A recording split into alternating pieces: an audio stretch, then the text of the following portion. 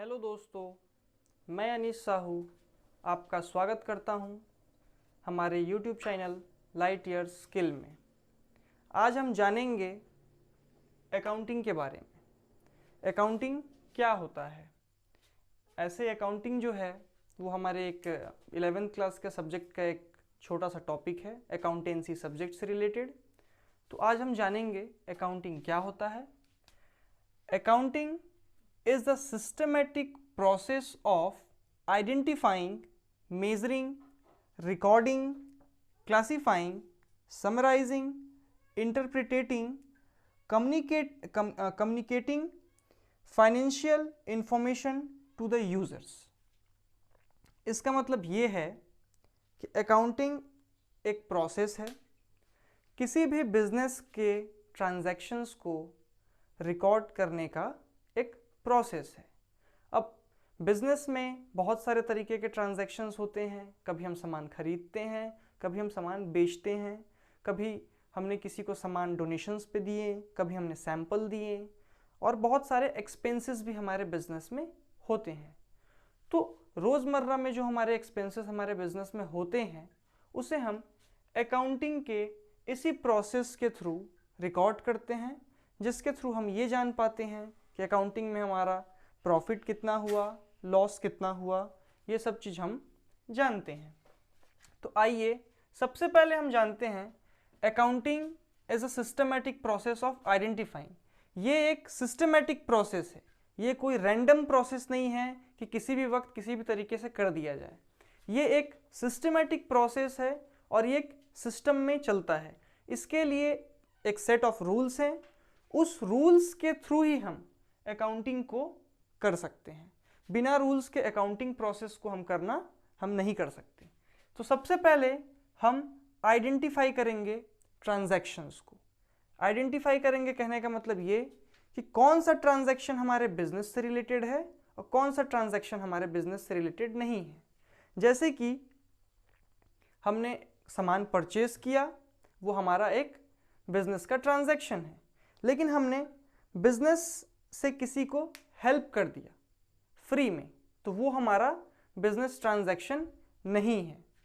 ठीक है, तो सबसे पहले हम किसी भी ट्रांजैक्शंस को आइडेंटिफाई करेंगे, मतलब रिकॉग्नाइज करेंगे कि वो ट्रांजैक्शन कैसा है, उसके एस्पेक्ट्स क्या हैं। तो जब हम उसको आइडेंटिफाई कर लेंगे उस ट्रांजैक्शन को, उसके बाद हम आएंगे मेजरिंग में। मेजरिंग करने का मतलब ये कि जो भी ट्रांजैक्शन हम करेंगे उस ट्रांजैक्शन को मॉनेटरी वैल्यू में कैलकुलेट करेंगे कि उस ट्रांजैक्शन की कोई मॉनेटरी वैल्यू है कि नहीं। जैसे कि मैंने कहीं से सामान परचेज किया, कोई गुड्स मैंने परचेज किया, और वो जो गुड्स है वो गुड्स जो है मैंने किसी सेलर से परचेज किया, तो उसने मेरे को सामान दिया फॉर एग्जाम्पल 10,000 रुपीज़ का। तो जो 10,000 जो है वो उसकी मॉनेटरी वैल्यू है। तो उसमें क्या होगा, मैं गुड्स को परचेज करके लाऊंगा, उसके बदले में सेलर को कैश दूंगा। तो यहाँ पे कैश का इन्वॉल्वमेंट हुआ और मैंने क्या परचेज किया, गुड्स परचेज किया, सामान परचेज किया, तो उसकी एक मॉनेटरी वैल्यू बन गई। जब उसकी मॉनेटरी वैल्यू बन जाएगी तब उसको हम हमारा तीसरा स्टेप जो है रिकॉर्डिंग पे लेके आएंगे, रिकॉर्ड करेंगे। रिकॉर्ड करने का भी एक प्रोसेस होता है।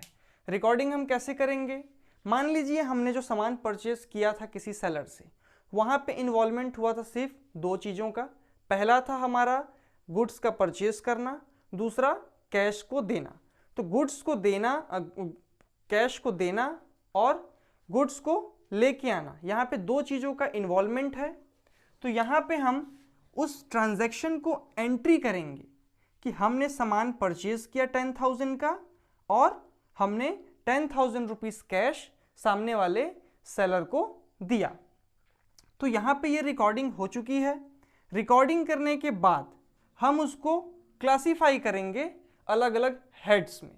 हेड्स में कहने का मतलब ये कि हमने अभी एक थोड़ी देर पहले एक एग्जाम्पल लिया था, एक सेलर से मैंने सामान परचेज किया 10,000 रुपीज़ का, उसके बदले में उसको मैंने कैश दिया। तो वहाँ पे हम जब लेज़र में उसको क्लासीफाई करेंगे, उसके अलग अलग हेड्स बनाएंगे, तो वहाँ पे मैं कैश का एक अलग से हेड्स बनाऊंगा और फिर एक गुड्स का अलग से परचेज अकाउंट का एक हेड बनाऊंगा। तो वहाँ पे हमको क्या पता चलेगा कि मैंने कितने का सामान परचेज किया और मैंने कितना कैश दिया। इसी तरीके से हम बिजनेस में बहुत सारे एक्सपेंसेस करते हैं, किसी को सैलरी देते हैं, किसी को वेजेस देते हैं, तो वहाँ पर भी हमारा कैश का इन्वॉल्वमेंट होता है। हमने सैलरी दिया तो सामने वाले ने कैश रिसीव किया, हमने वेजेस पे किया तो सामने वाले ने कैश रिसीव किया। हमने मान लीजिए किसी का गोडाउन को रेंट पे ले रखा है, तो हमने रेंट पे किया तो क्या हुआ, हम एक रेंट अकाउंट ओपन करेंगे, वहां पर भी हमारा कैश का इन्वॉल्वमेंट होता है। तो इस तरीके से हम लेजर में क्या करेंगे, अलग अलग हेड्स बनाएंगे, रेंट के, सैलरी के, वेजेस के, और अलग अलग जितने भी एक्सपेंसेस होंगे या जो भी होंगे उसके हम अलग अलग हेड्स को बनाएंगे। उसके बाद जब हमारा लेजर क्रिएट हो जाएगा, at the end of the year एक हम समरी तैयार करेंगे हमारे बुक्स ऑफ अकाउंट का। हमने साल भर में जितने भी बिजनेस किया, जितने भी ट्रांजैक्शंस किए, ट्रांजैक्शंस कहने का मतलब है कि जितना भी हमने लेन देन किया, हमने जितना भी सामान परचेज किया, जितना भी हमने कैश दिया, या जो भी हमने एक्सपेंस किया, हमने कितने का सामान उधार खरीदा, जितने भी चीज़ हमारे बिजनेस से रिलेटेड होते हैं जो हमारे बिजनेस के हों, उसकी हम एक समरी तैयार करेंगे। समरी को किस तरीके से तैयार करेंगे, उसके लिए हम लेज़र के माध्यम से हम ट्रेडिंग अकाउंट बनाएंगे। ट्रेडिंग अकाउंट बनाने के बाद प्रॉफिट एंड लॉस अकाउंट बनाएंगे। प्रॉफिट एंड लॉस अकाउंट बनाने के बाद बैलेंस शीट बनाएंगे। At the end of the year हमारे 2 ईयर होते हैं, एक होते हैं कैलेंडर ईयर, एक होते हैं फाइनेंशियल ईयर। कैलेंडर ईयर जो होते हैं वो 1 जनवरी से 31 दिसंबर तक का होता है, और जो फाइनेंशियल ईयर होता है वो हमारा 1 अप्रैल टू 31 मार्च होता है। बहुत सारे स्टूडेंट्स कंफ्यूज होते हैं कि कैलेंडर ईयर किसको बोलते हैं, फाइनेंशियल ईयर किसको बोलते हैं। तो कैलेंडर ईयर जो होता है वो 1 जनवरी टू 31 दिसंबर, और जो फाइनेंशियल ईयर होता है वो हमारा 1 अप्रैल टू 31 मार्च तक होता है। तो हो सकता है वो जो बिजनेस करने वाले जो भी बिजनेस है, हो सकता है वो कैलेंडर ईयर फॉलो करते हों, तो वो अपने अकाउंट की समरी 31 दिसंबर को बनाएं, या हो सकता है वो अपने अकाउंट्स को 31 मार्च को क्लोजिंग करते हों, तो उस वहाँ पे वो 31 मार्च को ये अकाउंट को क्रिएट करेंगे। बेसिकली 31 मार्च को ज़्यादा फॉलो किया जाता है, 31 दिसंबर बहुत कम ही यूज़ करते हैं। इसके बाद जब हमारी समरी तैयार हो जाती है, समरी तैयार करने के बाद हम उसका इंटरप्रिटेशन करते हैं। इंटरप्रिटेशन करने का मतलब ये है कि हमने जितना भी प्रॉफिट, हमने जितना भी लॉस हमारे बिजनेस में हुआ, उन सब चीज़ को हम एक कंक्लूजन तक लेके जाते हैं और एनालाइज करते हैं at the end of the year कि हमने एक साल में कितना प्रॉफिट अर्न किया, हमने कितना लॉस किया, कितना एक्सपेंस किया, हमने कितना टैक्स पे किया, और हमारी एग्जैक्ट बिजनेस की पोजीशन क्या है, या फिर हमारी कितनी लायबिलिटी है, कितने हमारे एसेट्स हैं। लायबिलिटी का मतलब ये होता है कि हमारे पास कितने हमारे रिस्पॉन्सिबिलिटीज़ हैं। रिस्पॉन्सिबिलिटीज़ कहने का मतलब ये कि हमने कितने लोगों से उधार सामान लिया था, या हम कितने लोगों के पैसे लग रहे हैं जो मुझे देना है। एसेट्स का मतलब ये कि हमने इस बिजनेस के थ्रू कितने एसेट्स को क्रिएट किया। एसेट्स क्रिएट किया कहने का मतलब ये कि हमने कितनी संपत्ति बनाई, चाहे वो कैश के फॉर्म में हो, चाहे वो किसी भी गुड्स के फॉर्म में हो, या किसी भी फॉर्म में हो। ठीक है, तो जब हम इंटरप्रिटेटिंग कर लेते हैं तो उस कंक्लूजन पे हम पहुंचते हैं कि हमने कितना प्रॉफिट अर्न किया। यहां तक क्लियर है। उसके बाद हमारा हो जाता है process, 7th process, communicating financial information. Communicating financial information to the users कहने का मतलब ये कि हमने इंटरप्रिटेटिंग तो खुद से कर लिया, हमारा समरी से हमने इंटरप्रेट किया, और हमने हमारा सारा का सारा बिजनेस का जो भी डिटेल स्ट्रक्चर था वो हमने क्रिएट कर लिया। अब क्रिएट करने के बाद ये हम एक जगह पे अवेलेबल कराएंगे, जिसके थ्रू कोई भी हमारे बिजनेस के बारे में जानना चाहे। जैसे कि मान लीजिए अगर मेरी कोई एक कंपनी है जिसमें बहुत सारे लोगों ने शेयर्स परचेज किए हैं, बहुत सारे लोगों ने मेरे कंपनी में इन्वेस्ट किया है, तो उनका ये हक होता है कि वो हमारे बिजनेस के पोजीशन और हमारे बिजनेस के इनकम के बारे में जान सके।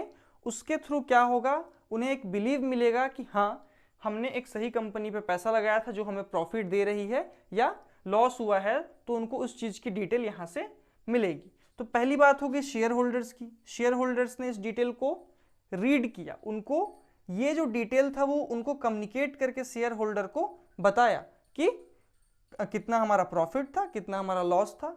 दूसरी बात हो जाती है, ये तो कंपनी के केस में थी। दूसरी बात हमारा ये है पार्टनर। पार्टनर उस केस में होता है जब हम कोई बिजनेस पार्टनर्स के बीच में रन करते हैं, जिसे हम फर्म भी कहते हैं, जो कि हम आगे के चैप्टर्स में इजीली जानेंगे कि कंपनी क्या होती है, पार्टनर्स क्या होते हैं। और तीसरी बात यह है कि कोई गवर्नमेंट ऑर्गेनाइजेशन को अगर इंटरेस्ट है या फिर उनको कुछ जानना है हमारे बिजनेस से कि हमने मान लीजिए कितना टैक्स पे किया या हमें कितना टैक्स पे करना था, तो वो हमारे अकाउंट्स हेड्स को कभी भी चेक कर सकते हैं। तो इसके लिए हम इसको यहाँ पे कम्युनिकेटिंग टू द इसके लिए हम यहाँ पे इसको प्रोवाइड करते हैं, जिसके थ्रू क्या होगा, कोई भी एक्सटर्नल यूज़र हो या इंटरनल यूज़र हो, वो सारे के सारे लोग इस ट्रांजैक्शंस के बारे में जान सकें।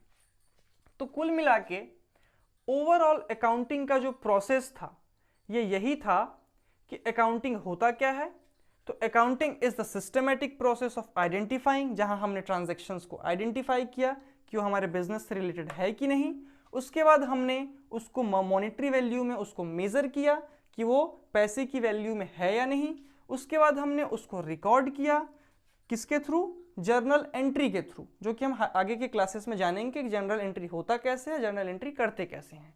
उसके बाद जब जनरल हम तैयार करते हैं, उसके बाद हम एक लेजर क्रिएट करेंगे, लेजर अकाउंट, जिसको हम लेजर हेड भी कहते हैं, या हम जो एंट्री करते हैं रिकॉर्डिंग के टाइम जनरल में, उसकी पोस्टिंग करते हैं लेजर हेड्स में।